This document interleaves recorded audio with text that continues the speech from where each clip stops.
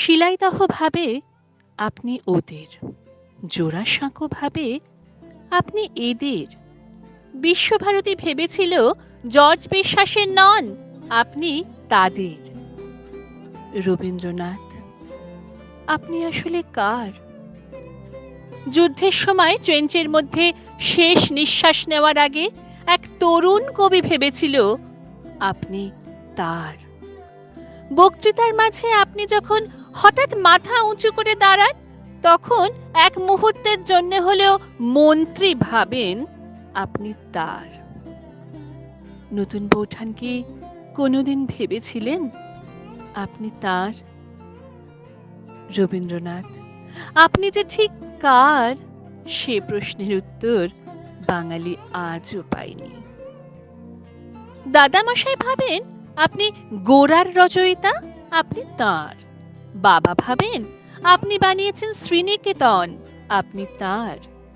মা ভাবেন আপনার সুরেই বেজে উঠেছে ওর বীণা, আপনি তাঁর।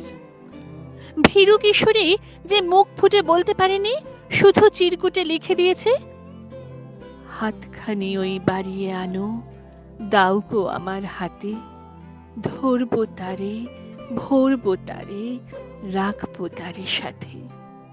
সে মনে করে আপনি তার। আর কফি হাউসে টেবিল চাপড়ে রাগী তরুণ ঘোষণা করে আপনি আসলে মাত্রাবৃত্তের। যতজন বাঙালি ততজন রবীন্দ্রনাথ।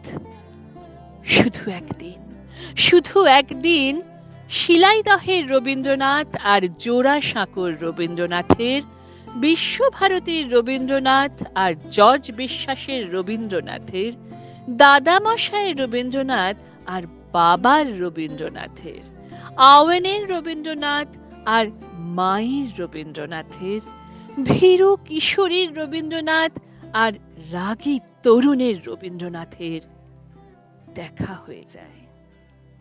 সেই দিন 25শে বৈশাখ।